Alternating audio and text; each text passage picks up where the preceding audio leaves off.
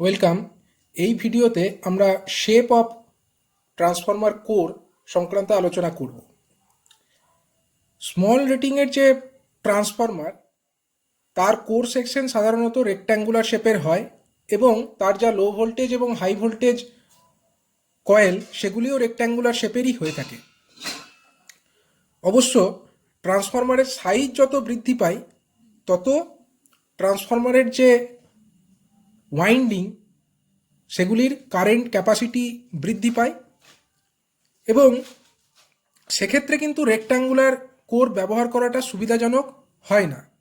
তার পরিবর্তে সার্কুলার শেপের কয়েল ইউজ করা হয়, কারণ সার্কুলার শেপের যে কয়েল তার মেকানিক্যাল স্ট্রেংথ অনেক বেশি হয়। কারণ যে হাই পাওয়ারের যে ট্রান্সফরমার সেগুলির যে কারেন্ট তার পরিমাণ অনেক বেশি, স্বভাবতই কোনো কারণবশত যদি শর্ট সার্কিট হয় সেক্ষেত্রে হিউজ কারেন্ট ফ্লো করবে এবং সেই হিউজ কারেন্টের জন্য একটা প্রচুর মেকানিক্যাল স্ট্রেংথ থাকা জরুরি, কারণ তাছাড়া যে মেকানিক্যাল ফোর্স ডেভেলপ হবে সেটাকে সেই কয়েলটা উইথস্ট্যান্ড করতে পারবে না। একমাত্র যদি সার্কুলার শেপের কয়েল ব্যবহার করা হয় তখনই এই প্রচুর পরিমাণে তৈরি হওয়া মেকানিক্যাল ফোর্সকে তা উইথস্ট্যান্ড করতে পারবে। সেই কারণেই বেশি রেটিংয়ের যে ট্রান্সফরমার সেগুলির ক্ষেত্রে রেক্ট্যাঙ্গুলার শেপের কয়েলের পরিবর্তে সার্কুলার কয়েলই ব্যবহার করা হয়।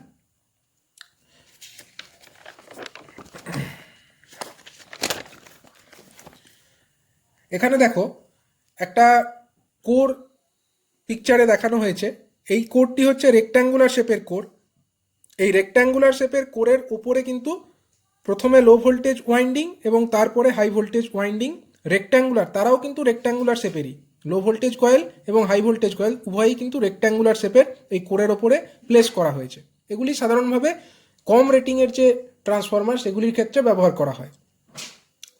এবার মূলত যে বেশি রেটিংয়ের যে ট্রান্সফরমার সেগুলির ক্ষেত্রে কিন্তু কোর কনস্ট্রাকশনটা এরকম রেক্ট্যাঙ্গুলার শেপের কোর হয় না। সেক্ষেত্রে যে কয়েল সেটা কিন্তু সার্কুলার শেপের কয়েল হয়, আমরা একটু আগেই বললাম। এবং তার ক্ষেত্রে কিন্তু যে কোরটা সেই কোরটাও কিন্তু রেক্ট্যাঙ্গুলার শেপের না হয়ে অনেকটা এই পিকচারে যেরকম শেপের দেখানো হয়েছে, অর্থাৎ এরকম এরকম, অর্থাৎ অনেকটা সিঁড়ির মতো কনস্ট্রাকশন একটা করা হয় এবং এই ধরনের যে কোর তাকে বলা হয় স্টেপড কোর। এই যে স্টেপ অর্থাৎ সিঁড়ি, তো সেই কারণে একে স্টেপড কোর বলা হয়। এবার এই যে স্টেপড কোর এটা ব্যবহার করার কারণ কি? প্রথমে আমাদের যেটা বুঝতে হবে, এই স্টেপড কোরকে এনসার্কেল করে একটা সার্কেল রাখা আছে এবং এই যে সার্কেল, এই সার্কেলটা অর্থাৎ এই যে বৃত্ত, এই সার্কেলটাকে বলা হয় কোর সার্কামস্ক্রাইবিং সার্কেল। এবং এই যে কোর সার্কামস্ক্রাইবিং সার্কেল তার ম্যাক্সিমাম অংশটাকে কিন্তু আমাদের চেষ্টা করতে হবে ইউটিলাইজ করবার, কারণ এই কোর সার্কামস্ক্রাইবিং যে সার্কেল এই বরাবর আমাদের ওয়াইন্ডিংটা প্লেস করা থাকবে বা কয়েলগুলিকে প্লেস করা থাকবে।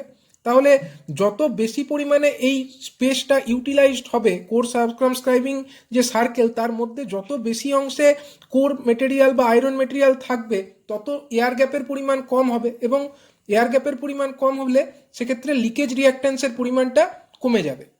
তো সেই কারণে মেন উদ্দেশ্যটা হবে যতটা বেশি পরিমাণ আমাদেরকে কোর সার্কামস্ক্রাইবিং সার্কেলের যে এরিয়া তার বেশিরভাগ অংশটাকে ইউটিলাইজ করার চেষ্টা করতে হবে। তো সেই জন্য স্টেপড কোর ব্যবহার কেন করা হয় সেই আলোচনায় এখন করা হবে।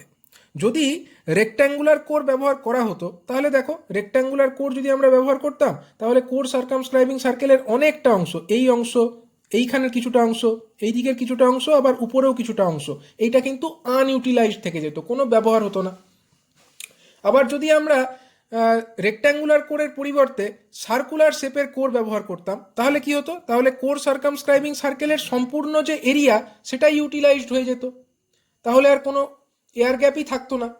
কিন্তু এটার ক্ষেত্রে কিছুটা অসুবিধা আছে এই কারণে যে এরকম প্রপার যে সার্কুলার শেপের কোর সেটা বানানোর জন্য প্রথমে যে ল্যামিনেশনগুলো করতে হবে, যে ল্যামিনেটেড কোর আমরা ব্যবহার করি, সেই ল্যামিনেশনগুলোকে এইরকম সার্কুলার শেপে কাটা এবং তারপরে আবার সেগুলিকে অ্যাসেম্বল করা, এই কাজটার জন্য প্রচুর পরিমাণে লেবার ইনভলভমেন্ট দরকার এবং তাতে প্রচুর কস্ট ইনভলভমেন্ট চলে আসে।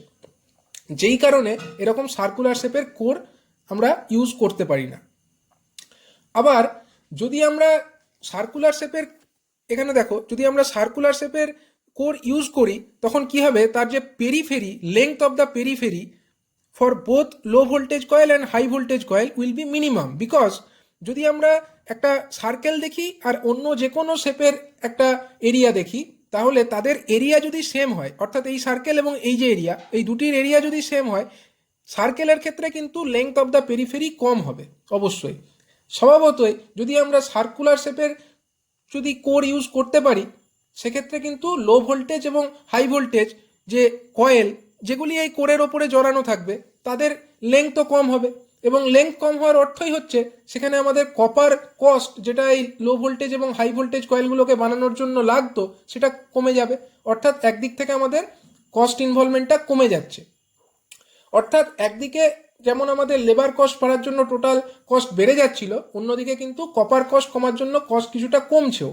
সুতরাং আমাদেরকে এই দুটোর মধ্যে একটা কম্প্রোমাইজেশনে আসতে হবে, এবং তার জন্য আমরা কি করব, আমরা রেক্ট্যাঙ্গুলার কোর এবং সার্কুলার কোর এই দুটোর মাঝামাঝি একটা সলিউশনে আমাদেরকে আসতে হবে, এবং সেইটাই হচ্ছে স্টেপ কোর। অর্থাৎ না রেক্ট্যাঙ্গুলার কোর ব্যবহার করা হয়, নাই আমাদের সার্কুলার কোর ব্যবহার করা হয়, এবং তার পরিবর্তে কি ব্যবহার করা হয়, তার পরিবর্তে এরকম স্টেপড কোর, অর্থাৎ কোর সার্কামস্ক্রাইবিং। এখানে দেখো পিকচারে, এটা হলো সার্কামস্ক্রাইবিং সার্কেল, কোর সার্কামস্ক্রাইবিং সার্কেল, এবং তার মধ্যে এই যে শেডেড অংশ, এটা হচ্ছে আমার কোর। এটা হচ্ছে টু স্টেপ কোর অথবা ক্রুসিফর্ম কোর। অথবা দেখো এই ছবিটা দেখো, এখানেও যে কোর সার্কামস্ক্রাইবিং সার্কেল, তার মধ্যে কিন্তু এই কোর মেটেরিয়ালকে প্লেস করা আছে। এখানেও কতগুলো সিঁড়ির মতো ধাপ আছে, এবং এটা হচ্ছে 3 স্টেপ কোর। এই ধরনের কোন কনস্ট্রাকশনকে বলা হয় 3 স্টেপ কোর। অর্থাৎ নাম্বার অফ স্টেপসের ওপরে ভিত্তি করে এরকম যে কোর, সেগুলিকে কিন্তু নাম দেওয়া হয়েছে, সেরকম স্টেপ কোরের বিভিন্ন নামকরণ করা হয়েছে। এই যে নাম্বার অফ স্টেপস, এটা কিন্তু সাধারণভাবে 1 থেকে 11 পর্যন্ত হয়, এবং কখনো কখনো তার থেকেও বেশি সংখ্যক স্টেপ ব্যবহার করা যেতে পারে। এবং বুঝতেই পারা যাচ্ছে যত নাম্বার অফ স্টেপসটা বৃদ্ধি পাচ্ছে, তত কিন্তু মানে কোর যে ইউটিলাইজেশন ফ্যাক্টর, যাকে কিনা ফিল ফ্যাক্টরও বলা হয়, সেটাও বৃদ্ধি পাচ্ছে। এবার আমরা আসবো এই যে কোর ইউটিলাইজেশন ফ্যাক্টর, সেটা কি জিনিস। কোর ইউটিলাইজেশন ফ্যাক্টর মানে হচ্ছে gross iron area divided by area of the core circumscribing circle. Gross iron area বলতে আমরা কি বুঝি, এখানে এই পিকচারে দেখো, এখানে যে কোর মেটেরিয়ালটা ইউজ করা হয়েছে, তার একটা নেট আয়রন এরিয়া আছে, এবং তার সাথে সাথে কিছু পরিমাণ ইনসুলেশনও এখানে ব্যবহার করা হয়েছে, তো ইনসুলেশনেরও কিছুটা এরিয়া আছে। সুতরাং এই যে নেট আয়রন এরিয়া AI, তার সঙ্গে যে ইনসুলেশনের এরিয়া, সেইটাকে অ্যাড করলে আমরা পেয়ে যাব গ্রস আয়রন এরিয়া। এবার গ্রস আয়রন এরিয়া তো পেয়ে গেলাম, এবং কোর সার্কামস্ক্রাইবিং যে সার্কেল, তার যে এরিয়া, সেটা আমরা কিভাবে পাবো। আমরা এই যে ডায়ামিটার, এটা তো diameter of the core circumscribing circle, এবং এই ডায়ামিটারকে আমরা ধরে নিচ্ছি ডি। এই diameter of the core circumscribing সার্কেলকে আমরা ধরে নিচ্ছি ডি। তাহলে কোর সার্কামস্ক্রাইবিং সার্কেলের এরিয়া কত হবে, π/4 ইন্টু ডি স্কোয়ার। আর গ্রস আয়রন এরিয়া কত ছিল, AGI। সুতরাং আমরা লিখতে পারি core utilisation factor that is equal to AGI, মানে gross iron area, divided by π/4 into D square. এবারে আমরা আসছি কিভাবে এর সিম্পলিফাইড এক্সপ্রেশনে, আমরা কোনো প্রবলেম যদি আমাদের দেওয়া থাকে, আমরা কিভাবে এটা নির্ণয় করব। আমরা জানি φm অর্থাৎ ফ্লাক্স, ম্যাগনেটিক ফ্লাক্স, সেইটা equal to BM into AI। BM equal to হচ্ছে magnetic flux density into maximum magnetic flux density, and AI is the net iron area. তাহলে এই যে ডেটা, এখান থেকে আমরা আমাদের কাছে BM অর্থাৎ ম্যাক্সিমাম ফ্লাক্স ডেন্সিটি, এটা মেনশন করা থাকবে। যে মেটেরিয়াল ইউজ করা হবে, আইদার CRGO অথবা হট রোল্ড স্টিল, তার কিন্তু BM অর্থাৎ ম্যাক্সিমাম ফ্লাক্স ডেন্সিটির ভ্যালুটা ফিক্সড থাকবে, এবং সেইটা দিয়ে যদি আমরা φmকে ভাগ করতে পারি, তাহলেই আমরা নেট আয়রন এরিয়াটা পেয়ে যাব। তো φmটা আমরা কিভাবে জানতে পারবো, আমরা ভোল্টেজের এক্সপ্রেশন ট্রান্সফরমারের ক্ষেত্রে জানি, voltage V equal to 4.44 into phi into F into N phase. এখানে ফাই মানে হচ্ছে ফ্লাক্স, ম্যাগনেটিক ফ্লাক্স, F মানে হচ্ছে frequency, and N phase is the number of turns. তাহলে ফাই ইজিক্যাল টু আমরা লিখতে পারি ভোল্ট পার টার্ন, অর্থাৎ V/N phase V by N ফে যেটাকে আমরা বলতে পারি volt per turn whole divided by 4.44 into F অর্থাৎ ফ্রিকোয়েন্সি। এবার আমরা ভোল্ট পার টার্নের একটা এক্সপ্রেশন পাবো পরবর্তী ক্ষেত্রে, সেটা হচ্ছে K into root under Q, where k is a constant and q is the kVA rating of the transformer। এর ডেরিভেশন পরবর্তী ক্ষেত্রে আমরা দেখাবো। তো এইটাকে যদি 4.44 দিয়ে আমরা ভাগ করি তাহলে আমরা পেয়ে যাচ্ছি ফাই এর ভ্যালু। এবার এই যে ফাই এ বা ফাই এম এর যে ভ্যালু আমরা পাচ্ছি, এটাকে ফাই এমও বলা যেতে পারে। এই যে ফাই এম এর ভ্যালু আমরা পাচ্ছি, সেটাকে যদি আমরা বিএম দিয়ে ডিভাইড করে দিই তাহলে আমরা পেয়ে যাব এ আই এর ভ্যালু। এখানে লক্ষ্য করো, এ আই সমান আমরা কি পাচ্ছি, ফাই বাই বিএম অথবা ফাই এম বাই বিএম, যাই হোক সেইটা। এবার এ জিআই অর্থাৎ গ্রস আয়রন এরিয়া, সেইটা সমান আমরা কি জানি, A I by K S F, where A GI is the gross iron area এবং K S F is equal to stacking factor. কারণ স্ট্যাকিং ফ্যাক্টর সমান আমরা পেয়েছি আগেই net iron area divided by gross iron area.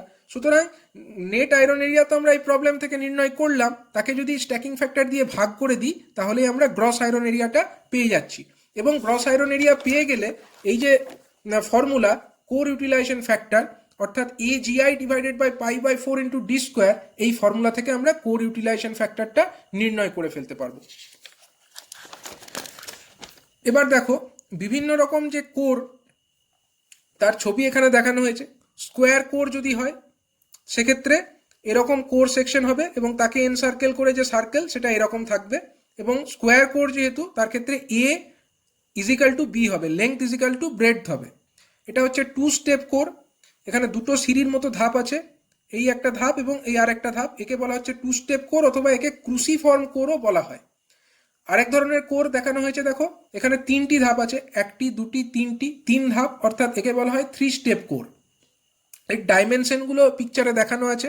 A1 এটা হলো length, আর এদিকে যে ডাইমেনশন সাইড ওয়াইজ, এই মাঝের অংশটুকুর দৈর্ঘ্য হচ্ছে B1, এই ছোট উপরের অংশটুকুর দৈর্ঘ্য B2, আর নিচেরও ছোট অংশটুকুর দৈর্ঘ্য হচ্ছে B2, এবং এই যে এই সাইডের যে ছোট লেংথটা এটা হচ্ছে A2।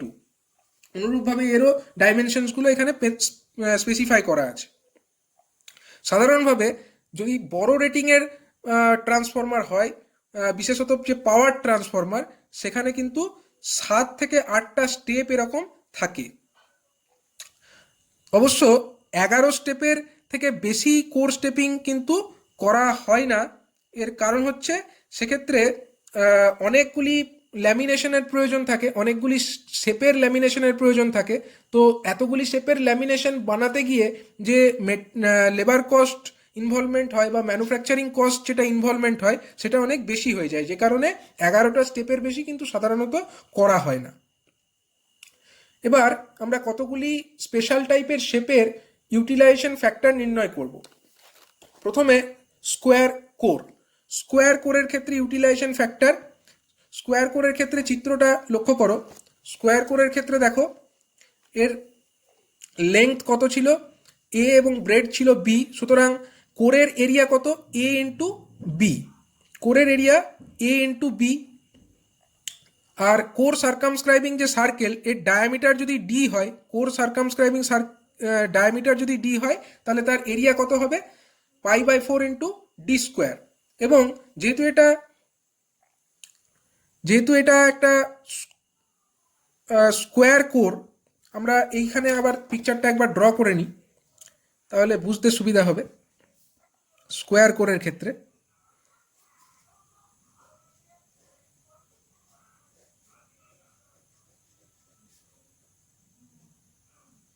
এটা ছিল এ, এটা হচ্ছে বি, এবং এই যে ডায়ামিটার এটা হলো ডি, কোর সার্কামস্ক্রাইবিং সার্কেলের ডায়ামিটার এটি।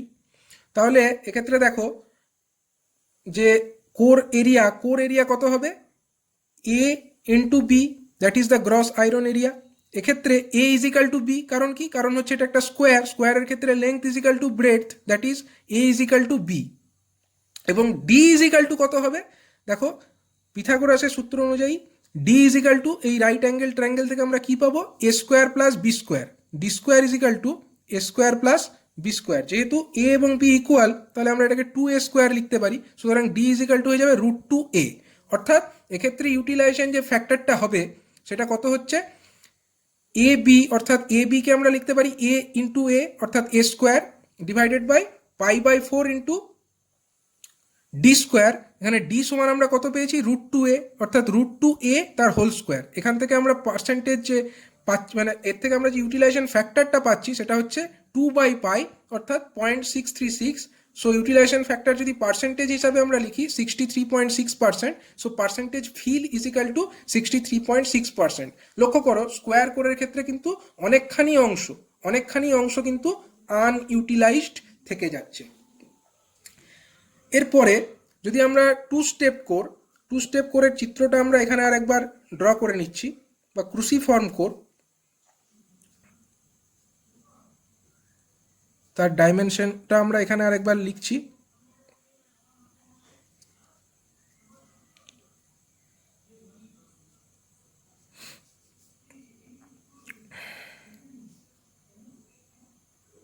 এই যে লেন্থটা, এটা ছিল A1, এই লেন্থটা ছিল আমার A2,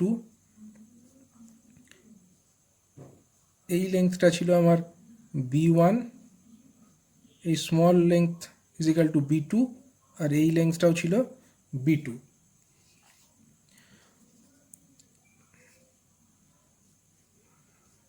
এই অ্যাঙ্গেলটাকে আমরা ধরছি theta. D is equal to এখানে diameter of the core circumscribing circle. এখানে A1টা দেখো এই লেন্থটা, অর্থাৎ এই যে লেন্থ, এই লেন্থটা হচ্ছে আমার A1, এবং এই যে ছোট লেন্থ এটা হচ্ছে আমার A2, এবং এইখানে ব্রেডথ ওয়াইজ বা প্রস্থ বরাবর এইটুকু অংশের দৈর্ঘ্য হচ্ছে B1, এবং উপরের যে এই অংশটুকু এর দৈর্ঘ্য হচ্ছে B2, এবং নিচের অংশটুকু যে এটা এরও দৈর্ঘ্য হচ্ছে B2। এবার এখানে দেখো D into cos theta is equal two A1। এই পিকচারে দেখো এইটা যদি ডি হয়, ডি কস থিটা অর্থাৎ এই দৈর্ঘ্যটা, D cos theta that is equal to A1 অর্থাৎ এই দৈর্ঘ্যের সঙ্গে সমান, সেটা এখানে লেখা হয়েছে।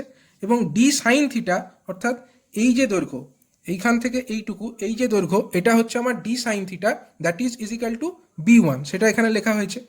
এবার ফর অপটিমাম ফিল অর্থাৎ সর্বোচ্চ পরিমাণ ফিলিং পাওয়ার জন্য কি হতে হবে, এই যে A1 এই দৈর্ঘ্যটা, এই দিকের যে টোটাল দৈর্ঘ্য অর্থাৎ B1 plus B2 plus B2 অর্থাৎ B1 প্লাস এইখান থেকে শুরু করে আপ টু দিস অর্থাৎ যে দৈর্ঘ্য অর্থাৎ 2B2 প্লাস B1 তার সঙ্গে সমান হতে হবে। এটাই দেখো লেখা আছে A1 is equal two B1 plus 2B2। অনুরূপভাবে A2 ইজ ইকাল টু হতে হবে B1 এর সঙ্গে ইকুয়াল। এবার AGI অর্থাৎ গ্রস আয়রন এরিয়া যেটা বেরোবে সেটা কত হবে, এই এরিয়া অর্থাৎ A1 ইন্টু B1 অর্থাৎ এই রেক্ট্যাঙ্গেলটার এরিয়া বেরিয়ে যাবে, প্লাস 2 ইন্টু A2 B2, কারণ উপরের যে রেক্ট্যাঙ্গেল ছোট রেক্ট্যাঙ্গেল তার এরিয়া কত A2 ইন্টু B2, নিচের যে ছোট রেক্ট্যাঙ্গেল তার এরিয়া A2 ইন্টু B2। এবার A1 B1 এর যে ভ্যালু সেগুলোকে এখানে সাবস্টিটিউট করো, এবং এখান থেকে এই ইকুয়েশন থেকে A2 ইজিক্যাল টু আমরা যেটা পেয়েছি B1, এবং এখান থেকে B2 ইজিক্যাল টু আমরা যেটা পেয়েছি তাকে A1 এর সাপেক্ষে লেখার ফলে A1 মাইনাস B1/2 সেটা লিখলাম, এবং A1 B1 এর যে ভ্যালু আমরা ডিসাইড করেছি অর্থাৎ ডি কস থিটা এবং ডি সাইন থিটা রেসপেক্টিভলি, সেগুলি এখানে সাবস্টিটিউট করে একটা গ্রস আয়রন এরিয়া বেরোবে।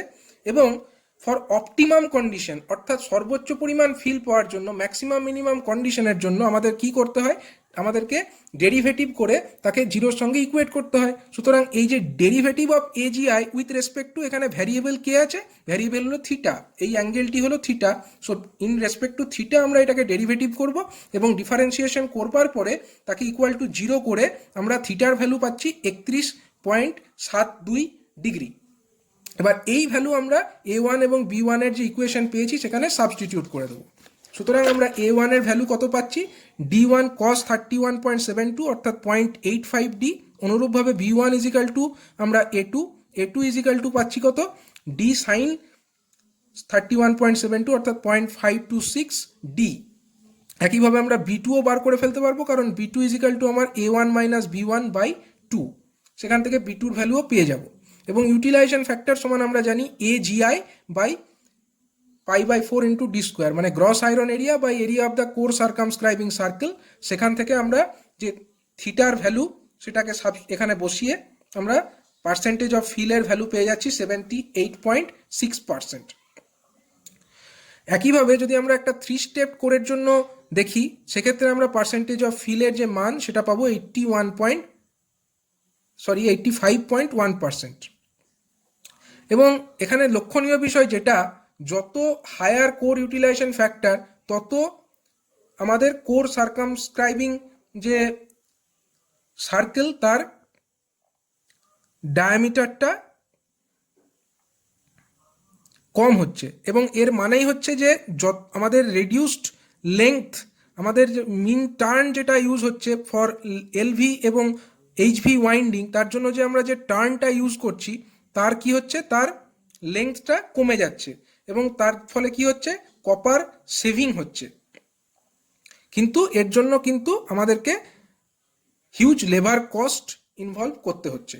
মানে এই যে এখানে এটাই দেখার বিষয় যে ইউটিলাইজেশন ফ্যাক্টর বেশি হওয়ার অর্থই হচ্ছে আমাদের কোর সার্কামস্ক্রাইবিং সার্কেলের যে ডায়ামিটার সেটা ছোট হওয়ার অর্থই হচ্ছে আমাদের কোর সার্কামস্ক্রাইবিং সার্কেলের ওপরেই তো আমরা অ্যাকচুয়ালি লো ভোল্টেজ এবং হাই ভোল্টেজ ওয়াইন্ডিংগুলিকে প্লেস করছি, এবং তার ফলে সেই কোর সার্কামস্ক্রাইবিং সার্কেলের ওপরে জড়ানো যে এলভি এবং এইচভি ওয়াইন্ডিং তার পরিমাণটা কমে যাচ্ছে, তার দৈর্ঘ্যটা কমে যাচ্ছে, এবং সেইগুলির ফলে আমাদের যে কপার ইনভলভমেন্ট, কপার কস্ট যেটা ইনভলভ হচ্ছিল এখানে, সেটার পরিমাণটা কমে যাচ্ছে। কিন্তু এই কপার কস্ট কমাতে গিয়ে কিন্তু তার পরিবর্তে অনেকটাই লেবার কস্ট আমাদেরকে ইউজ করতে হচ্ছে, সেটা এই কোর স্টেপিংয়ের কাজটাকে সুষ্ঠুভাবে করার জন্যে।